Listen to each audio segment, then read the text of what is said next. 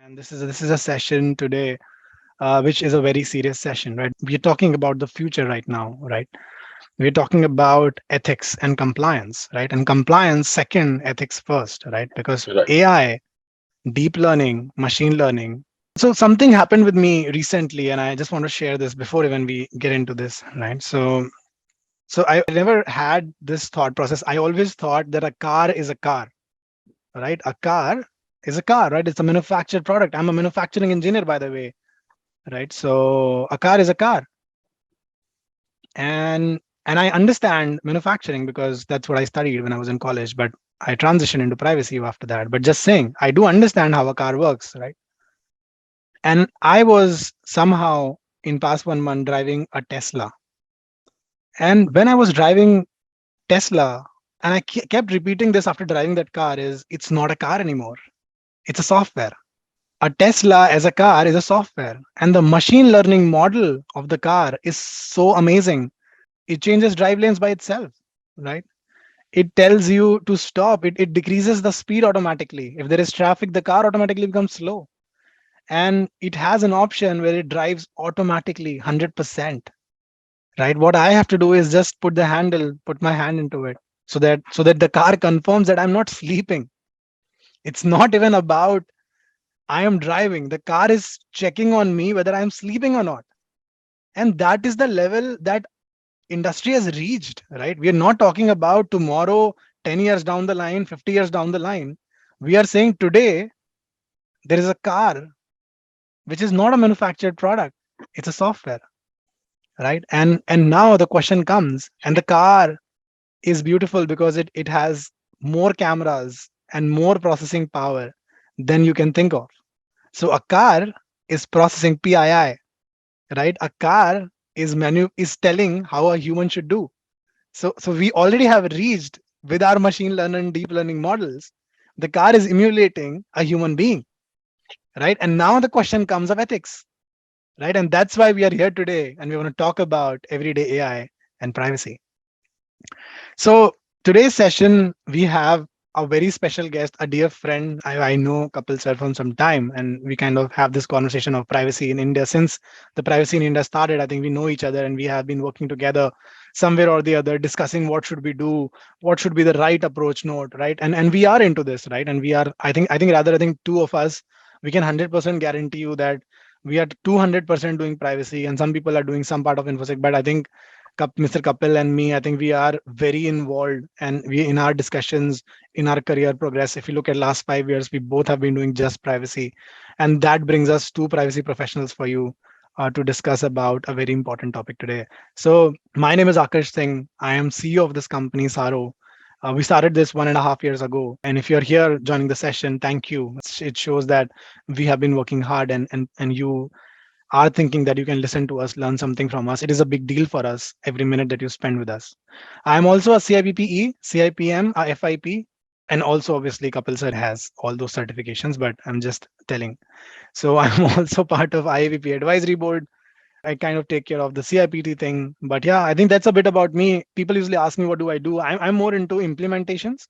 If you look at a one trust implementation, a big ID implementation, we are partners with them and we do that, right? Plus our own implementations across Privido, privacy by design, right? We are very involved in implementations of privacy programs, running privacy programs, solving a data subject request, getting somebody a EU representative. But those are just things that we do.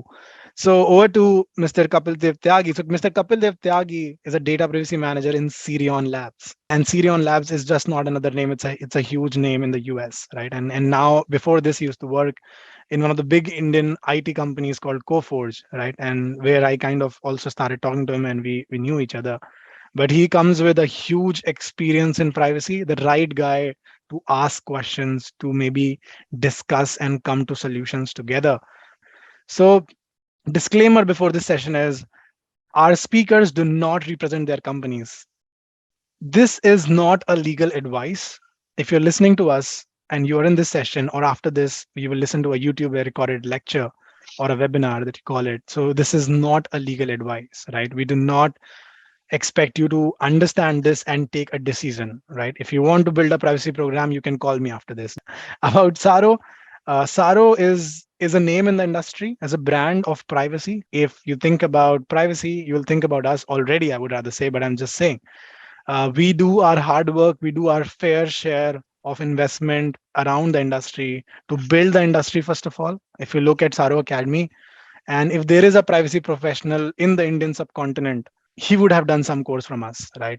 If there's a person around, maybe the second person, every second privacy professional would actually be a Saro Academy graduate.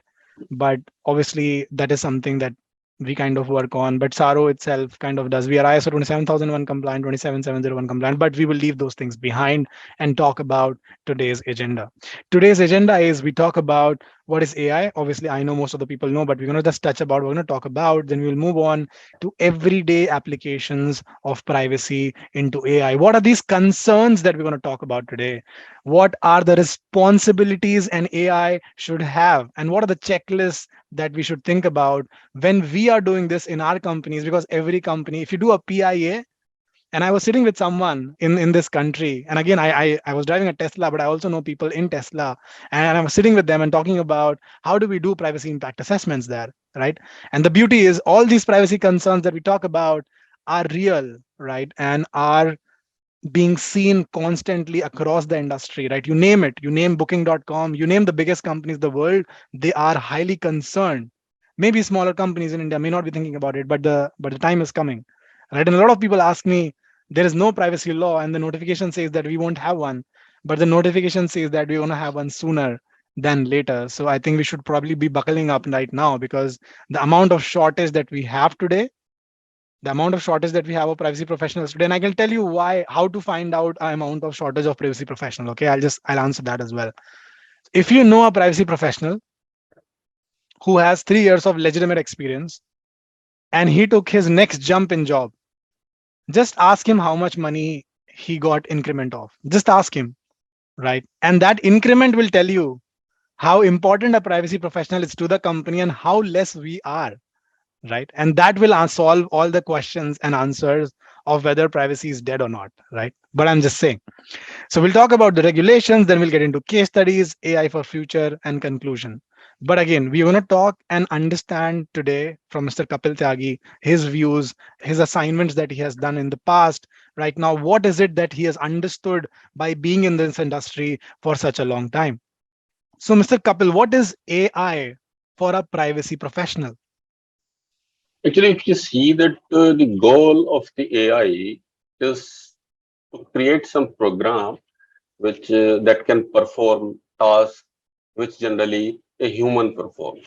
So this is the basic goal of the artificial intelligence when we talk about in general terms. And normally the question comes that we never encountered. Many people say that we never encountered with AI or the robotic things. But I want to say that whenever you are going on Facebook and you are sharing under some challenge your 10 years old photograph and today's photograph side by side, and pasting some text out there, and then challenging next 25 persons in your connection, and then those 25 connections are again uh, challenging to next 25 by posting their 10 years old photograph and today's photograph. So this is an interesting thing. We are enjoying that uh, Facebook application. I'm just giving the example. But what is happening inside? Why this challenge is there? Right. Because there is an artificial intelligence program for face recognition is going on somewhere behind in Facebook, and they want an number of data. If they invest on this data directly, they want to get it from the general public. They have to invest a huge amount of money out there. But here, just throwing a challenge and involve people through their application. And we are happily with consent that you can use it. And we are giving a lot amount of data out there. So because the number of data, this was an example interesting, so we can understand that we are encountering with AI in our day-to-day life. Many more Yep. things also. So Yep. here in AI, because the amount of data is quite high, so they are here the concern related to privacy are also more on higher side. which we will learn in the due course of the day today. Yeah. So, okay, I have a question for you, right? And I really want to know, I really want to understand, do you feel that whatever data, whatever applications, appliances, whatever you're using, do you feel that artificial intelligence has become an integral part of our daily lives? Yeah, less, most, almost every application that people use. Okay, I think this is the answer that we were looking for. So of course it is, right, isn't it? It's of course that all the applications that we use, right, they are, yes, yes, because it's most easiest way of performing task, isn't it? So a lot of people also, I think Mr. Kapil, I think this is something that I want to share before moving on to the next slide. So as a privacy professional, right, as a privacy consultant, I want companies to use more data, make the business more useful, right, Right, by telling what to do, right, not by stopping them, right. But beauty right, of the problem is that people think otherwise, and they think that a privacy professional is here to stop the processing of data. Obviously we want to stop the illegitimate and the wrong compliance doings. We want to do that so that the business can survive, right, the fight. Yeah, so what do you think about it? you are very right. Actually, the perception about the privacy regulations or the privacy professionals is that we are here to stop the processing, right? And Yeah, we will give some new type of things which will somehow hamper the business. But this is not right. Actually, we just want that privacy first. Whenever you are thinking about the business, you are thinking about some program, right? If you can start thinking about the privacy from the scratch or privacy by design or redesign, you will see that the things are happening in the way where business wants without yeah, any interruption or without any additional effort out there. So the only thing that how we are looking from that side. So otherwise, all the privacy professionals or the regulations, they want that we should do the things ethically, and people's or the data subject, the personal right, they have to be safeguarded without hampering any kind of business.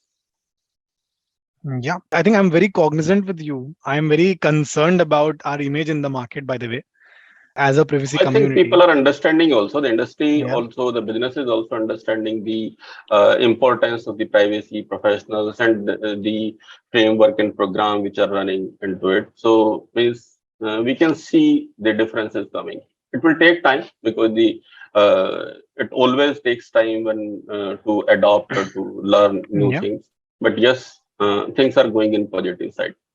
So we also, by the way, we also got some stats from one of the reports that we did on AI, right? And we are going to publish it very soon. We are in partnership with Fractal, one of the India's unicorns, to kind of come out and say about ethics.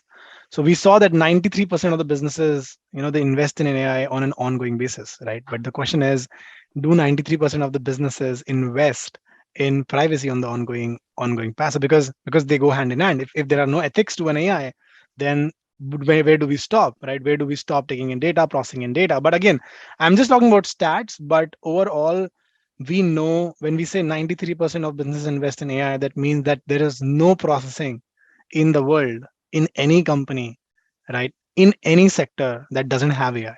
So if you are a privacy professional, you are going to get this. And I'm telling you, the best place you'll get this, and the crossroads that you'll get this with business teams is at a PIA, when you kind of do, when there's a new type of processing, there's a processing is changing or the compliance program is running.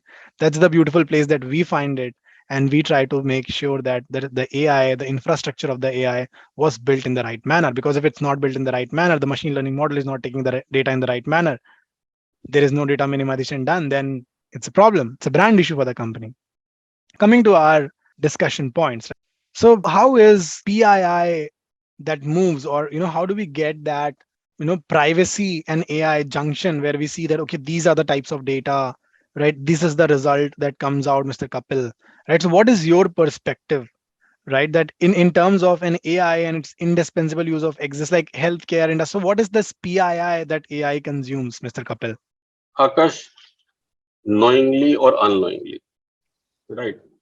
All of us, for our benefit or unknowingly, we are sharing our personal information. This is going to be used by the AI in the good manner, and also it depends upon the ethics of the organization. So it can be go and the. But here the point: someone has asked me sometimes that the knife is not wrong. This is the person who is using that knife.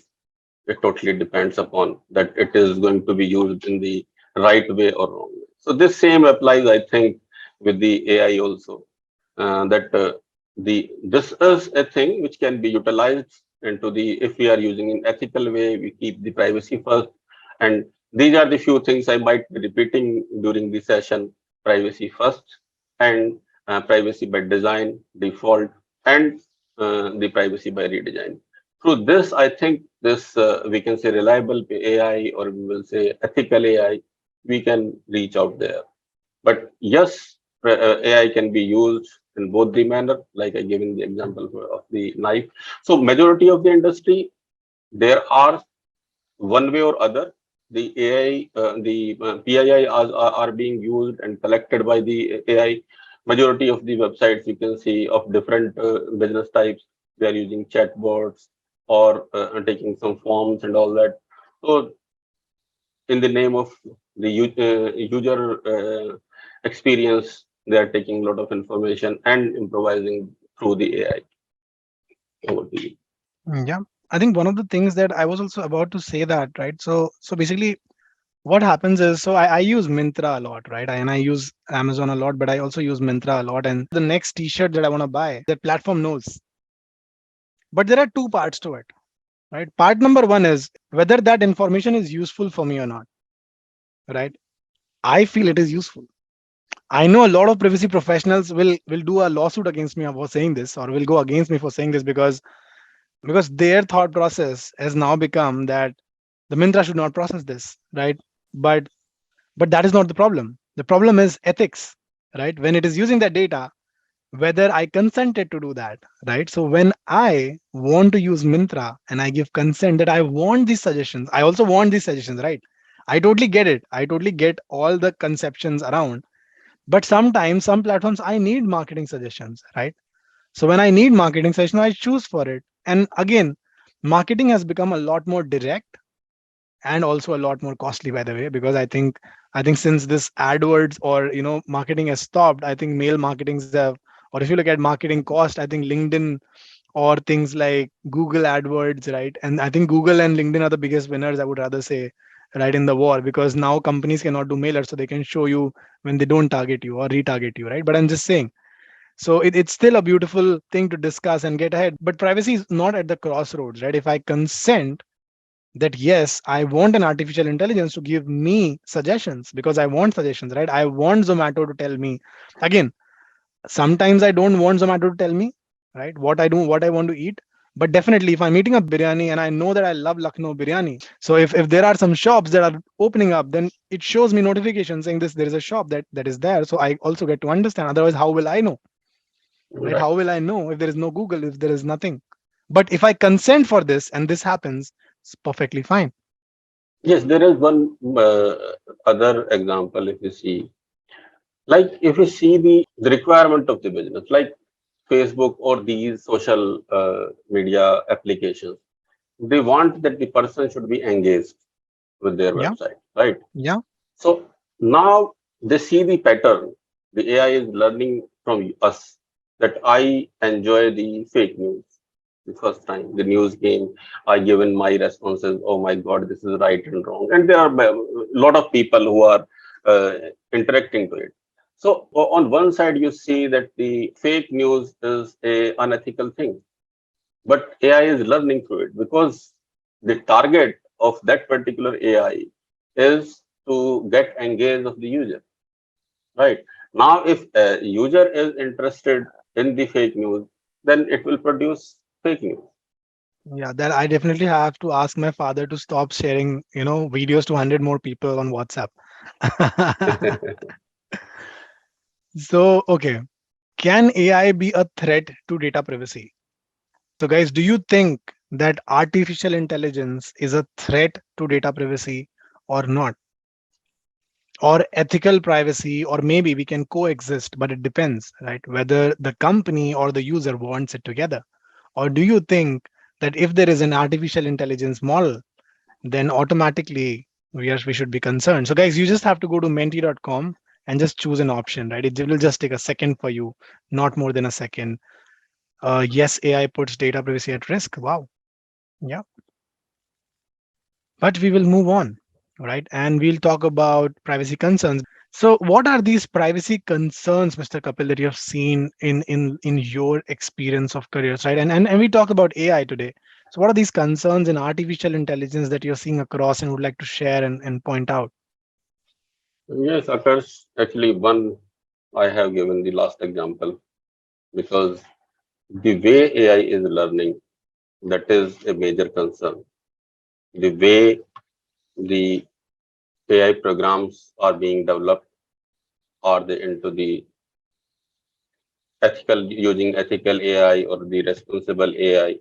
The privacy has been kept at first, or uh, means at the time of designing, or by default are we involving otherwise? Because the point is that AI is meant with the n number of algorithms, which even the person who is generating the application don't know what is happening inside. So he just know that this is the input I have given and this output is coming up. So AI is learning by itself, and there is hell lot number of data they are the PII are getting processed out there. So the concerns are always there. The chances of the breach are quite high because the number of data, the size, the volume of the data is quite high. And also, like I said, that the programmer even don't know that what kind of algorithm inside, because they are multiplying the algorithm to bring out the results. But actually, what is happening, how the calculation are going, that the developer directly don't know. So there is the concern, but we will learn with the process. The regulations are trying to come up with, and we will discuss these, that how we are going to mitigate it or how the regulations are working on it in next slides. Yeah. I think definitely. I think this is something that is very interesting. We are getting understanding of what is AI and what is ethics, and we're getting around it, and we're trying to see concerns. But I also want to understand, from you, what is responsible AI, right? What would you term as responsible AI? If we see in the area of privacy, so in that case, responsible AI, which is in the limits of the principle of the privacy, like it is responsible if it is keeping the privacy first. They are thinking it is that the purpose, what kind of purpose it has been chosen, the application or the program which has been developed, there is a purpose and it has to limit their processing to that. Yeah. Then the storage where have to keep, means all the privacy principle has to be kept to keep the AI responsible if it is following the smart techniques or tools with the privacy and keeping their limits to the data privacy principles, then I think the AI will be more responsible. And again, at the time when they are collecting, what kind of consent or legitimacy they are maintaining, that is totally will make the AI more responsible, I think. Yeah. But do you think, we also talk a bit about bias, right? The bias in AI, right? And I think you talked about it, sir, when you're talking about the Facebook fake news thing, and the AI got biased, right? So would you also like to shed some light on what is this biasness that we talk about when we talk about an AI, an artificial intelligence, or we talk about a bias for a machine learning model, or what is it? What is your thought process around it? Right. Like I've given the example of that knife, right? That is again relate to if we take from knife and reach to the fake news. This is shows a complete bias. And again, in the AI, if the means right approach has not been taken from the start, the bias will be developed. And because AI is learning by itself, and I said that the developer even don't know what is happening inside. So maybe At the end, what product is coming up, what kind of, like the example when the AI is promoting the fake news, even if it is unethical, right? This is one of the example, because the goal is to find the purpose. So it is taking the purpose. If you see, the AI is doing what is being meant for. It is meant to engage the user with the application or with the system. So and, during the engagement, they can put their ad or advert or something through that, Yeah, or can get more information. Because in today's day, we are giving the data to get the data. Whatever we are giving at the time from Google or something, when we are collecting something, before that we are giving these AI programs to learn something from us. that's very true. That's very true. And even when we talk about things like synthetic data, data close to the real data, I think those are the things that get established more and more by the day. But I think somebody kind of answered something important, right? And somebody pointed out saying there are these privacy preserving technologies, right, which new algorithms can take care of, right? So would you also like to talk a bit about what are these, or can you give some shedding light on what do we call privacy preserving technologies? Actually, privacy preserving technology, they are all meant through these privacy principles. Even if you see any program, any framework, if it is knitted with the privacy principles and keeping data subject rights in the picture at the time, so these algorithms and the technologies can work together.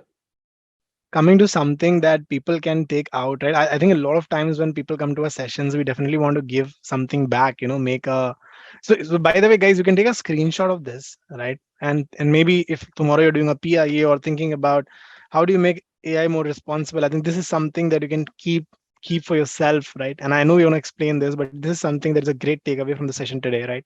So Mr. Kapil, would you like to take this up and maybe explain how do people use it, or what should people think about step by step? Yes, first is the principles like the lawfulness and reliability and ethical, which we have discussed till now. The way, like the principle, whenever we are collecting or processing any kind of PII, there should be some lawfulness, some reason should be there, which is fulfilled, and the reliable and ethical AI, that is totally, which can be achieved through the privacy first. If we keep this thing in our program or the framework which we are developing, so reliable and ethical, it is totally, if we see that the privacy is at the time of design default or the redesigning, so we can achieve the reliability and ethical. But this is a quite large area, right? Where these are the few words which we have said, but again, the many say from business is also here. So achieving reliable and ethical AI is a quite large task, and I think is debatable. But still, from this platform, we can say that we should work in the way of the reliable and ethical AI. And whenever the processing is happening, we should try to minimize the AI bias. The data should be processed in the way that the person whose data is getting processed, he should not get biased or get not harmed because of any kind of processing which AI has learned in the different way. Yeah. Machine learning is, again, if you want to take it this point, Akash. Yeah, machine learning. I think I will just keep my ideas to AI. When I build a product or when I review a product, right, I start with a bigger umbrella, the bigger circle. I create a bigger circle. I think about AI, right? Then I think about the internal smaller circle. I think about machine learning. And then I Yeah. go deeper into it. I get deep learning, right? So end of day, it's all AI. I was just listening to these conversations online, and I am very podcast centric person, right? I am kind of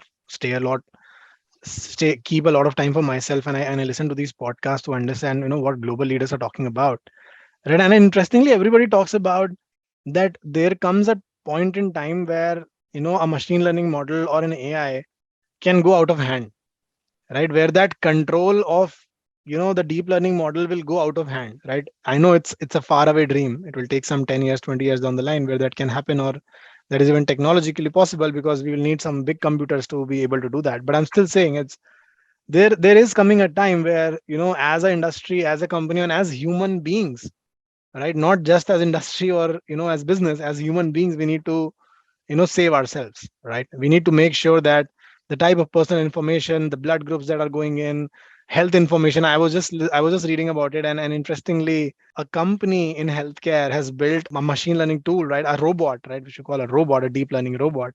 So a deep learning robot can do a surgery by itself. And if they can do a surgery by itself, right, they can take a lot of things out also, right? I'm just saying. So if a deep learning model has gone to that level, right, and if America has built, a series of drones, right, and then a Turkey, and then there are Chinese, right, I'm just saying. So, and that is the level of harm that it can do. But by the way, interestingly, all the technology in the world, if you look today, were built in World War II, right? When the World War II happened, there was a need and all the technologies got built. But I think now again, as we see more and more issues in the world, we are seeing more and more new technologies coming around. But I'm just saying, right, I'm just talking about this, and I just want to hear your thoughts in the session to kind of wrap around. But yeah, so also looking at some more privacy regulations in the world. So we have Artificial Intelligence Act, then we have National AI Initiative in the US, we have AI and Data Act in Canada, in UK we have Data Protection and Digital Information, in China we have Chinese Cyberspace Administration of China, right? So recent case studies, right? I don't know if you guys know about Clearview AI, but it's one of the most beautiful softwares that have been built, I think, till date, right? I would rather say till date. I would say technologically, I'm not impressed by it as a privacy professional at all, right? It's one of the most privacy harming technologies in the world. There is a tool in the world which has consumed data from all the public platforms, right? All the public platforms in the world, they have consumed the data and they have identified everyone. They know who is Akarsh, they know who is Kapil, they know who you are, they know who your family is, they know everything. And you use this tool. So US government kind of gave approval to their federal agencies to use this tool, right? That if a federal agency wants to figure out who's where, they now use Clearview AI, and they're getting fined left, right, and center. But come on, right? Come on, like, we can talk about their fines, right? Everybody talks about fines, but look at their valuations, right? And I'm going to look at it right now, by the way, and just tell you, right, at what is this company net worth. Yeah, though I cannot find it right now so quickly, but if anybody finds that, please drop it in the chat box. I'm going to read out to everyone. A company which is a privacy breaching company.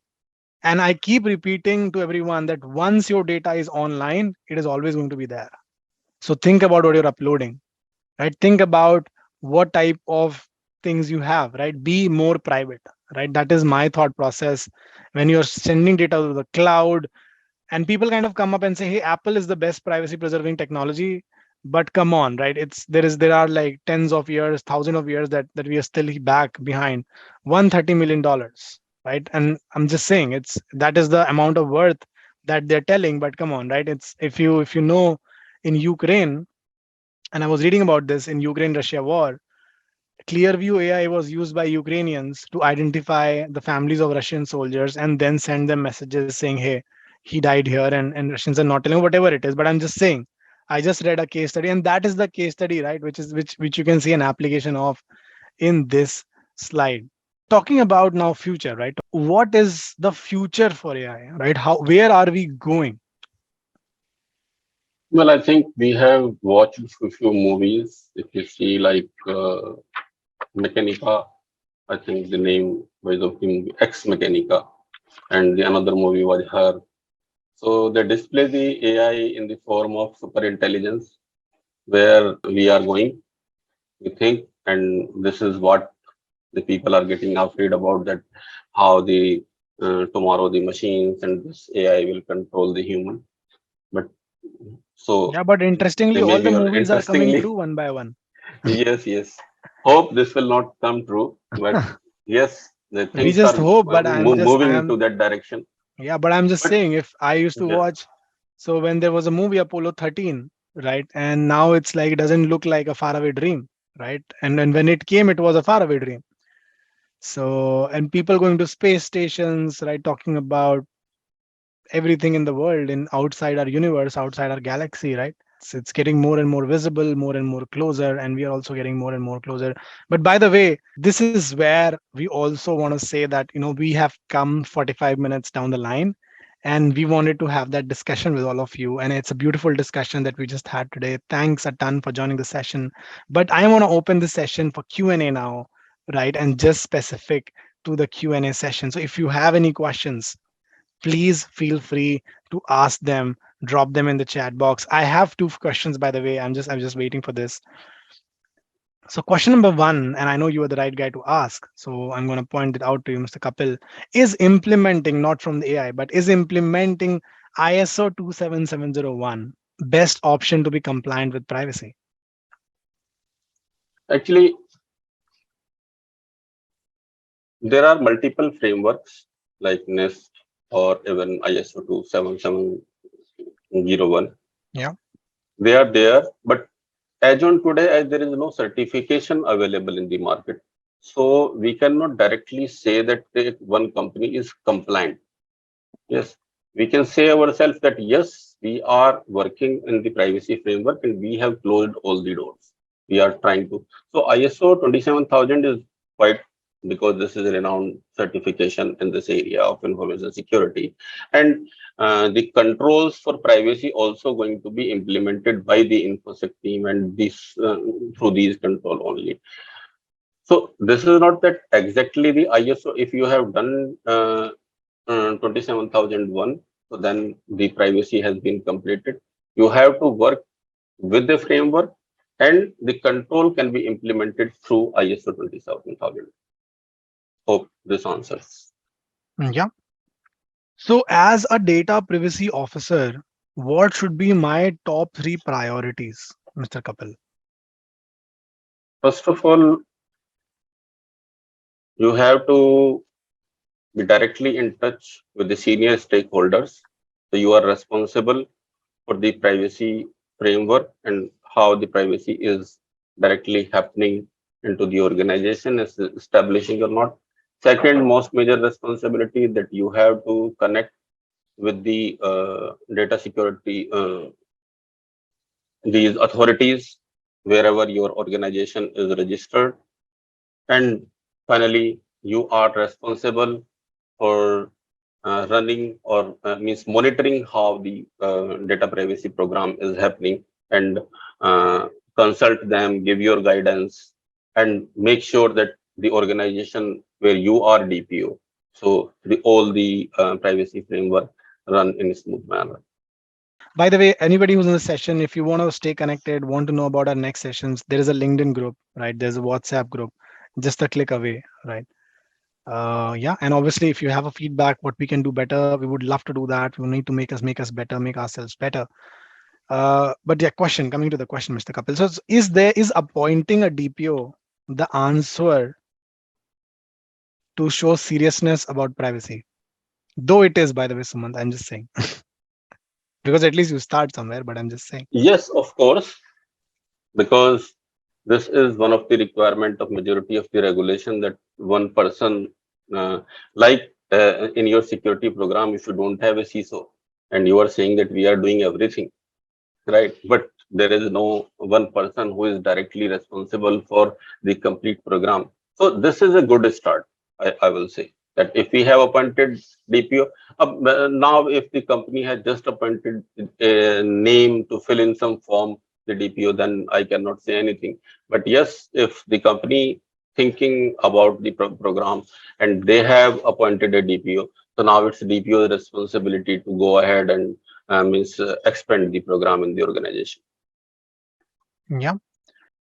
So I want to personally thank you, Mr. Kapil, for taking out this precious 1 hour from your busy schedule. Right. Thanks a ton for taking this time and letting everybody around to know more about privacy and ethics into AI. So thank you, and over to you Thank for a you, short Akash, thank you note. also, because it is, as a privacy professional, it is our responsibility to spread the awareness among the privacy in the world. So thank you for giving me the opportunity. Yep. And thanks Thank you, Dev. everyone for joining in. Yep. And thank you everyone for joining in. Have a nice day and have a great week ahead. And I will see you soon. And have a nice day, guys. Bye.